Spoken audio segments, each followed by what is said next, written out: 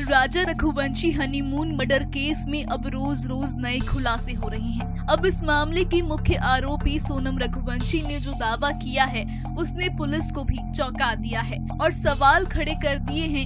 क्या सोनम अब खुद को पीड़ित साबित करना चाहती हैं? सोनम रघुवंशी, जिस पर अपने पति राजा रघुवंशी की हत्या का आरोप है, जिसने मेघालय में हनीमून के नाम पर राजा को मौत के घाट उतरवाया, वो अब कह रही है मुझे नशीली दवाइयां दी गईं, मुझे जबरन गाजीपुर लाया गया। गाजीपुर के एक ढाबे से गिरफ्तारी के बाद सोनम अब ये दावा कर रही हैं कि उसका अपहरण हुआ था और वो राजा की हत्या में शामिल नहीं है। लेकिन सोनम के इस दावे पर यूपी पुलिस ने जोरदार जवाब दिया है। अपर पुलिस महानिदेशक अमिताभ यश ने सोनम के दावे को सिरे से खारिज कर दिया।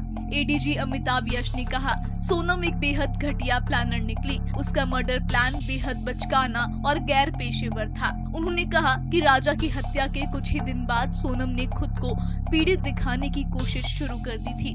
ड्रग्स वाला दावा सिर्फ पुलिस से बचने और सहानुभूति पाने की चाल थी। लेकिन सवाल ये है, अगर सोनम ने मर्डर प्लान किया तो उसे खुद गाजीपुर आकर सरेंडर करने की जरूरत क्यों पड़ी? दरअसल सोमवार की सुबह करीब 2 बजे सोनम ने अपने परिवार को कॉल किया और बताया कि वो गाजीपुर वाराणसी रोड पर एक ढाबे पर हैं। परिवार ने तुरंत एमपी पुलिस को अलर्ट किया। एमपी पुलिस ने गाजीपुर पुलिस को सूचना दी और कुछ ही घंटों में सोनम को गिरफ्तार कर लिया गया। अब सोनम ये भी कह रही है कि मेरा अपहरण हुआ था, मुझे ड्रग्स देकर यहाँ लाया गया। लेकिन वन स्टॉप सेंटर के कर्मचारी कुछ और ही बताते हैं। वन स्टॉप सेंटर में जब सोनम होश में आई तो उसने कहा, मैंने कोई मर्डर नहीं किया, मेरा अपहरण हुआ था। पर पुलिस को इस कहानी पर भरोसा नहीं है, क्योंकि सोनम का एक और बड़ा कनेक्शन सामने आया है।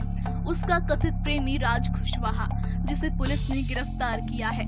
यानी कहानी सीधी नहीं, इसमें प्यार, साजिश, हत्या और अब झूठ पर झूठ का तड़का लग चुका है। इस केस में सोनम के साथ साथ 4 और आरोपी गिरफ्तार किए जा चुके हैं। पुलिस का कहना है कि सभी ने मिलकर राजा की हत्या की साजिश रची थी। अब सोनम के इस ड्रग और अपहरण वाले दावे की सच्चाई मेडिकल जांच और पूछताछ से सामने आएगी। क्या सोनम अपने अपराध को छुपाने के लिए नई कहानी गढ़ रही है या फिर वाकई उसे भी साजिश में फंसाया गया? सच क्या है, इसका खुलासा जल्द होगा।